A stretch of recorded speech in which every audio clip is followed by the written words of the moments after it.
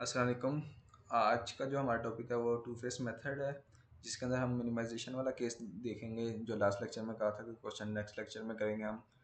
तो आज वो वाला केस देख लेते हैं। तो हमें दिया हुआ है कि एग्जांपल 3.42 है, मिनिमाइजेशन का केस है जिसके अंदर ऑब्जेक्टिव फंक्शन हमें दिया हुआ है 4x1 प्लस x2 और कॉन्स्टेंट हमें दिया है 3x1 plus x2 is equal to 3 for x1 plus 3x2 greater than equal to 6, x1 plus 2x2 less than equal to 4, x1 and x2 both variables are positive। तो हमारे पास पहली condition ये होती है कि वेरिएबल्स जितने भी हमारे पास हमारे पास पॉजिटिव होने चाहिए एंड राइट हैंड साइड पे जितनी भी कांस्टेंट वैल्यूज़ हैं वो पॉजिटिव होनी चाहिए। देन हम आगे फर्दर प्रोसीड करते हैं। तो सबसे पहले तो हमारे पास क्या होता था कि फेस वन में हम क्या करते थे कि हम करते थे कि हम अपना ऑब्जेक्टिव फंक्शन इंट्रोड्यूस कराते थे। तो उससे पहले हमने जो करना था वो ये था कि इन इक्वेशंस को हम जितनी भी इक्वेशंस हैं इनको हमने इनइक्वलिटीज़ हैं इनको हमने इक्वेशन में कन्वर्ट करना है। तो उनको हम देखते हैं कि किस तरीके से हम इसको डील कर सकते हैं। तो सबसे पहले तो हमारे पास था कि हम यहाँ पे लिख लेते हैं। सबसे पहले हमने करना होता था कि हमने इक्वेशंस को इनइक्वलिटीज़ को इक्वेशन में कन्वर्ट करना है by introducing surplus and slack variables. तो हमारे पास पहली इक्वेशन तो एज इट इज़ आ जाएगी क्योंकि उसके अंदर हमें ज़रूरत नहीं है कोई स्लैक वेरिएबल या सरप्लस वेरिएबल इंट्रोड्यूस कराएं। 3x1 plus x2 equal to 3। ठीक है, सेकंड इक्वेशन में अगर हम इंट्रोड्यूस कराते हैं तो हमारे पास आ जाएगा 4x1 plus 3x2 greater than है, तो इसका मतलब हमारे पास सरप्लस वेरिएबल आएगा तो नेगेटिव s1 हम इंट्रोड्यूस करा देंगे which is equal to 6। Third equation को देखते हैं तो हमारे पास x1 आ जाएगा प्लस 2x2 लेस देन है तो हमारे पास स्लैक वेरिएबल आ जाएगा जो कि s2 होगा और इक्वल टू हो जाएगा 4 के बराबर। और बाकी हमारे पास क्या होगा कि x1 x2 s1 s2 सारे सॉरी x2 आ गया s2 greater than equal to 0 होंगे यानी कि पॉजिटिव होंगे। अब हमने क्या करना था कि हम क्या करते हैं कि जो हमारे पास एक्चुअल वेरिएबल्स थे यानी कि x1 x2 हैं इनकी वैल्यूज़ को हम ज़ीरो पुट करेंगे और देन हम देखते हैं कि हमारे पास बेसिक वेरिएबल्स कौन से आते हैं। तो हमारे पास इन x1 x2 का हमने नॉन बेसिक कंसीडर किया। नॉन बेसिक x1 है और x2, तो इनकी वैल्यूज़ को हम ज़ीरो पुट करेंगे तो हमारे पास क्या आ रहा है s1 हमारे पास आ रहा है -6 एंड s2 हमारे पास आ रहा है S2 हमारे पास क्या आ रहा है S2 हमारे पास आ रहा है 4। अब देखें -6 आ रहा है यानी कि नेगेटिव वैल्यूज़ आ रही है, इसका मतलब कि बेसिक वेरिएबल्स की वैल्यूज़ नेगेटिव नहीं होनी चाहिए। अगर नेगेटिव आ रही है इसका मतलब हम इनफीसिबल सोल्यूशन की तरफ जा रहे हैं। तो फीसिबल सोल्यूशन की तरफ इसको हम लेके जाएंगे और वो किस तरीके से, अब हमने क्या करना कि जो वेरिएबल मसला कर रहे हैं उधर हम आर्टिफिशियल वेरिएबल इंट्रोड्यूस करा देंगे। एक और चीज़, ये तो हमारा आ गया कि जब हम x1 x2 इसके अंदर पुट कर रहे हैं 3, तो इक्वेशन 1 जो है जो कि 3x1 प्लस x2 है, तो वो देखना क्या दे रही है, वो तो दे रही है 0 इक्वल टू 3। तो ये तो इम्पॉसिबल है ना, कि ऐसा हो ही नहीं सकता कि 0 इक्वल टू 3, यानी कि हमारे लेफ्ट साइड पे कोई वेरिएबल होना चाहिए जिसको वैल्यू असाइन होनी चाहिए। तो इसलिए यानी कि यहाँ पे भी इक्वेशन 1 के अंदर भी हम आर्टिफिशियल वेरिएबल इंट्रोड्यूस कराएंगे और इक्वेशन 2 के अंदर भी आर्टिफिशियल वेरिएबल आएगा। तो हमने क्या किया कि अब रिप्लेस कर देते हैं। हमने क्या किया कि ये मैंने S1 S2 लिया है, लेकिन क्वेश्चन के अंदर यहाँ पे जो सोल्यूशन किया हुआ ना इसके अंदर हमने x1 x2 नहीं लिया हुआ, हमने लिया हुआ है x3 एंड हम इधर कंसीडर कर लेंगे स्लैक वेरिएबल जो भी है ना हमारे पास, हमने उसको x3 x4 वगैरह कंसीडर कर लेंगे, x3 x4 ओके। यानी कि S1 हमारा इक्वल टू है x3 का और S4 S2 जो है हमारा वो x4 के इक्वल होगा। ठीक है, अब हम इसको आगे फर्दर प्रोसीड करते थे। हमने क्या किया कि हमने इंट्रोड्यूस करा दिए स्लैक और प्लस हमने क्या इंट्रोड्यूस कराया इसमें आर्टिफिशियल वेरिएबल्स। तो हम इसको देख लेते हैं। अब जो हमारे पास आप ये देखें राइट हैंड साइड पे, तो हमारे पास आ जाएगा कि ये 3x1 plus x2 4x1 plus 3x2 minus x3 is equal to 6, x1 plus 2x2 plus x4 is equal to 4। ये सारी जो हमने x1 x2 x3 जो हमने लिखा हुआ है,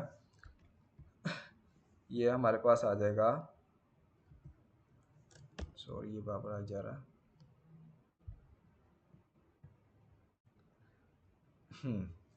ये हमने जो मैंने आपको पहले वर्किंग नहीं दिखाई जिसके अंदर हमने स्लैक और सरप्लस वेरिएबल इंट्रोड्यूस किए थे, तो इसमें मैं आपको बताता चलूँगा x3 हमारे पास सरप्लस वेरिएबल है, x4 हमारे पास स्लैक वेरिएबल है। तो अब हम इसको इसके अंदर हमने आर्टिफिशियल वेरिएबल इंट्रोड्यूस कराए। वो कहा था कि इक्वेशन 1 में क्या मसला था जिस वजह से हमने आर्टिफिशियल वेरिएबल इंट्रोड्यूस कराया, और इक्वेशन 2 में क्या मसला था। और तो हमने क्या किया कि 3x1 plus x2 plus r1 यह हमारा आर्टिफिशियल वेरिएबल इक्वेशन 1 के अंदर हमने इंट्रोड्यूस करा दिया। Then 4x1 plus 3x2 minus x3 plus r2 जो हमारा आर्टिफिशियल वेरिएबल था, ये हमने इक्वेशन 2 में इंट्रोड्यूस करा दिया, और हमारे पास इक्वेशन 3 में कोई मसला नहीं था, तो एज इट इज़ ही आ गया हमारे पास। तो ये सारे हमारे पास जितने भी वेरिएबल्स हैं ये सारे पॉजिटिव होने चाहिए। देन हम मूव करते हैं नेक्स्ट। तो नेक्स्ट स्लाइड में हम इसको हमने क्या करना है कि हमने सिंपल इनको, सॉरी मैं उससे पहले भी आपको बताता चलूँ। हाँ जी, फेस 1 हमने स्टार्ट करना था। फेस 1 में क्या करते थे, सबसे पहले हमने क्या किया कि हमने अपना ऑब्जेक्टिव फंक्शन बना लिया r1 प्लस r2। इसको हमने करना है मिनिमाइज, ये हमेशा मिनिमाइजेशन का ही बनेगा, चाहे हमारे पास एक्चुअल फंक्शन मैक्सिमाइजेशन का या मिनिमाइजेशन का, हमने उसको इग्नोर करना है। अपना हमने जो सा भी ऑब्जेक्टिव फंक्शन बनाना है उसका हमेशा मिनिमाइज हमने करना होता है। R is equal to r1 plus r2 आ गया। r1 इज इक्वल टू है हमारे पास, यहाँ से हम इक्वेशन को यूज़ करते हुए r1 हमारा लेफ्ट साइड पे रहेगा, तो राइट हैंड साइड पे हमारे पास आ जाएगा 3 माइनस 3x1 माइनस x2। तो ये हमने यहाँ पे लिख दिया। देन हमारे पास इस इक्वेशन को यूज़ करते हुए यानी कि r2 हम लेफ्ट हैंड साइड पे रखेंगे, बाकी सबको हम राइट हैंड साइड पे ले जाते हैं, तो हमारे पास आ जाएगा r2 is equal to 6 minus 4x1 minus 3x2 plus x3। तो अब हमने क्या करना है, इन दोनों इक्वेशंस को हमने ये जो हमने ऑब्जेक्टिव फंक्शन बनाया r is equal to r1 plus r2 इसके अंदर पुट कर दिया, तो हमारे पास ये वैल्यू आ जाएगी, यानी कि ऑब्जेक्टिव फंक्शन हमारा ये बन जाएगा। अब हमने क्या करना है कि सिंपल हम इसको टेबल फॉर्म में ले जाएंगे। तो टेबल फॉर्म में हमारे पास क्या होगा, सबसे पहले तो हमारे पास बनता है बेसिक का कॉलम। देन हमारे पास आता है जितने भी वेरिएबल्स हैं x1 x2 x3 r1 r2 और x4, और देन हमारे पास आता था सॉल्यूशन। सॉल्यूशन के बाद हमारे पास एक कॉलम होता था रेशो का। यहाँ पे हमारे पास रेशो का कॉलम होता था, तो वो यहाँ पे मिसिंग है। तो वो रेशो किस लिए यूज़ होती थी, रेशो यूज़ होती थी पिवट रो सिलेक्शन के लिए। तो हमने क्या किया कि हमने आर के जो भी कोफिशिएंट्स थे वो हमने रिस्पेक्टिवली यहाँ पे नोट डाउन कर लिए, और देन हमारे पास r1 की वैल्यूज़ आ गई। हमने नोट डाउन कर लिया, r2 हमारे पास था बेसिक वेरिएबल्स, और x4 था। तो अब हमने क्या करना है कि सिंपल हमने देखना कि मिनिमाइजेशन का केस है। मिनिमाइजेशन में हमारे पास क्या होता था, यानी कि जो हमने अपना ऑब्जेक्टिव फंक्शन बनाया वो मिनिमाइजेशन का, उसमें क्या करते थे कि हमने जो मोस्ट पॉजिटिव वैल्यू होती थी, यानी कि लार्जर जो मैक्सिमम पॉजिटिव वैल्यू होगी, वो हम as a pivot column select कर देते थे। तो हम देखते हैं आर में हमारे पास क्या है, 7 जो है ना हमारे पास ये मैक्सिमम है। तो हमारा क्या होगा कि x1 जो हमारा वेरिएबल है ना, ये हमारा एंट्री वेरिएबल बन जाएगा। अब हमने रेशो निकालनी है। रेशो किस तरीके से निकालते थे कि सॉल्यूशन वाले कॉलम की जो वैल्यू है उसको हम पिवट कॉलम वाली वैल्यू से डिवाइड कर देते थे। तो हमारे पास क्या आ जाएगा, यहाँ पे आ जाएगा 1, यहाँ पे आ जाएगा, सॉरी इस कॉलम में आ जाएगा 1 आ जाएगा। इस सेकंड कॉलम में हमारा सॉरी ये मैंने वैल्यूज़ ऊपर लिख दी हैं, ये नहीं आएगा यहाँ पे, ये वैल्यू यहाँ पे आनी थी सेकंड कॉलम में। यहाँ पे आ जाएगा 3/3 1 आ जाएगा। हमने क्या किया हुआ था, हमने मैं आपको हाईलाइट कर देता हूँ आपको ताकि क्लियर हो जाए कि ये हमारा पिवट कॉलम है x1, ठीक है। तो यहाँ पे तो क्या था हम कह रहे थे, यानी कि पिवट कॉलम हमारे पास x1 है। देन हमारे पास यहाँ पे हम रेशो निकाल रहे हैं। तो रेशो ये इस रो की क्या आ गई, 6/4 करेंगे तो हमारे पास आ जाएगा 3/2। एंड लास्ट वन की आ जाएगी हमारे पास 4। और यहाँ पे मैं भी लिख देता हूँ रेशो का, ये वाला रेशो का। तो अब हमें कौन सा लेना होता था, हमने वो सिलेक्शन करनी होती थी जो सबसे लो है, मतलब कि मिनिमम हमारे पास वैल्यू क्या आ रही है रेशो कॉलम में, यानी कि 1 आ रही है। इसका मतलब है हमारे पास R1 जो है ये वाली row as a pivot row select होगी, और ये जो हमारे पास है ये हमारे पास पिवट एलिमेंट कहलाएगा। तो अब हमने क्या करना है कि हमने वही ऑपरेशंस अप्लाई करने के जो हमारे पास नेक्स्ट आइटरेशन में क्या होगा कि हमारा जो है R1 है वो हमारा लीव कर जाएगा, उसकी जगह x1 ले लेगा जो कि एंटी वेरिएबल्स था। एंड हमने क्या करना है कि इस पूरी रो में, यानी कि जहाँ पे पिवट एलिमेंट है वहाँ पे हमने 1 बनाना है, तो हम इस पूरी रो को 3 से डिवाइड कर देंगे तो हमारे पास आ जाएगा 1, 1/3, 0, 1/3, 0। ये हमारे पास रो आ गई। ये अभी हमारे पास ये वाली रो ऑब्टेन हो जाएगी। अब हमने क्या करना है कि इस 1 के ज़रिए हमने इससे ऊपर और नीचे जितने भी हमारे पास वैल्यूज़ हैं उन सबको हमने ज़ीरो बनाना है। तो रो ऑपरेशन अप्लाई करते हैं। हमने क्या किया, इस पूरी रो को -7 से मल्टीप्लाई करके R1 वाली रो में ऐड कर दिया, तो हमारे पास यहाँ पे ज़ीरो आ गया। इसी तरीके से हमने इस पूरी रो को -4 से मल्टीप्लाई किया और R2 में ऐड किया तो हमारे पास 0 आ गया। इसी तरीके से हमने इस रो को -1 से मल्टीप्लाई कर दिया पूरी रो को और ऐड कर दिया x4 में, तो हमारे पास यहाँ पे 0 आ जाएगा और ये सारी वैल्यूज आ जाएंगी। तो अब हमने क्या करना है कि अब हमने नेक्स्ट आइटरेशन में देखना कि मैक्सिमम वैल्यू क्या है पॉजिटिव में, तो हमारे पास क्या आ रहा है। और वो कंडीशन क्या थी, एक कंडीशन हमने लाजमी फॉलो करनी है कि जो भी हमारे पास बेसिक वेरिएबल है ना उन सब के कोफिशिएंट आर के अंदर जीरो होना चाहिए। x1 का कोफिशिएंट जीरो है, ये भी जीरो है, ठीक है। R2 का भी जीरो है और x4 का भी जीरो है। अगर नहीं है तो फिर हमने इसको सबसे पहले रो ऑपरेशन अप्लाई करके इसको अंदर जीरो बनाने होंगे। और इसके अलावा था कि यहाँ पे ये जो इनके नीचे वैल्यूज़ हैं वो आइडेंटिटी मैट्रिक्स बनाएंगी मिल के। तो ये दोनों कंडीशन फुलफिल हो रही है। देन अब हमने सिलेक्ट करना है सबसे मैक्सिमम वैल्यू क्या है। तो मैक्सिमम वैल्यू देखते हैं तो हमारे पास ये आई है, ये यानी कि x2 जो है हमारा as a pivot column select हुआ है। तो अब हम इसके रेशियो कैलकुलेट करेंगे तो हमारे पास आ जाएगा 1/1/3, तो हमारे पास यहाँ पे आ जाएगा 3। देन हमारे पास आएगा 2/5/3, तो 3 ऊपर जाकर मिलेगा यानी कि 6/5 आ जाएगा हमारे पास।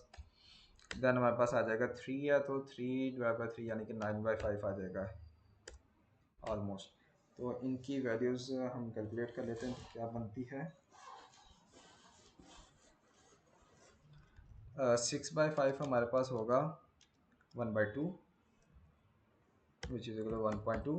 एंड लास्ट वन देखते हैं तो 9/5 की वैल्यूज़ थी हमारे पास 1.8। तो हमने सबसे मिनिमम लेनी होती है, तो हम इस हाइड्रेशन में क्या करेंगे कि R2 जो हमारा ये हमारा as a pivot row select हो जाएगा। और अब हमने क्या करना है कि हमारा एंट्री वेरिएबल है x2 और R2 हमारा लीविंग वेरिएबल है। तो हम इसको आगे फर्दर प्रोसीड करते हैं। हमारा क्या था कि x2 जो था x2 हमारा x2 वाला कॉलम और ये था, यानी कि x2 हमारा एंट्री वेरिएबल था, R2 हमारा लिविंग वेरिएबल था। हमने क्या किया कि x2 जो था R2 की जगह पे हमने x2 लिख दिया। और बाकी हमने क्या करना कि इस रो में अब पिवट एलिमेंट को 1 बनाना है, तो हमने क्या किया 3/5 से इस पूरी रो को मल्टीप्लाई कर दिया, तो हमारे पास ये वैल्यूज़ आ गई। अब इस रो को यूज़ करते हुए हमने इसके ऊपर वाली रो में और नीचे वाली रो में ज़ीरोस बना लिया, और जो भी रो ऑपरेशंस थे उनके बाद हमारे पास ये कैलकुलेशन आ गई सारी, ठीक है। ये टेबल आ गया। अब मैंने पिछले लेक्चर में कहा था कि हम एक तो तरीका ये था, दूसरा ये था कि जब भी हमारा आर्टिफिशियल वेरिएबल बेसिक कॉलम से लीव करता है तो हम उसका कॉलम ड्रॉप कर दें ताकि कंप्यूटेशन हमें कम करनी पड़े, क्योंकि इनका हमारे पास कोई लेना देना नहीं होता। यानी कि अब बेसिक वेरिएबल्स में हमारे पास क्या थी सबसे पहले तो हम देखेंगे कि आर्टिफिशियल वेरिएबल रिमूव हो गए इस कॉलम में कोई आर्टिफिशियल वेरिएबल नहीं है, यानी कि R1 R2 दोनों लीव कर गए हैं, दोनों लीव कर गए हैं। इसका मतलब ये है कि हमने ये जो R1 का कॉलम है और R2 का कॉलम है, इन दोनों को हमने इग्नोर कर देना, इनको इग्नोर कर देना। देन हमने देखना कि हमारे पास क्या वैल्यूज आई हैं, x1 की 0 है, x2 भी 0 है, x3 भी 0 है, x4 भी 0 है, यानी कि चारों का ऑप्शन 0 है।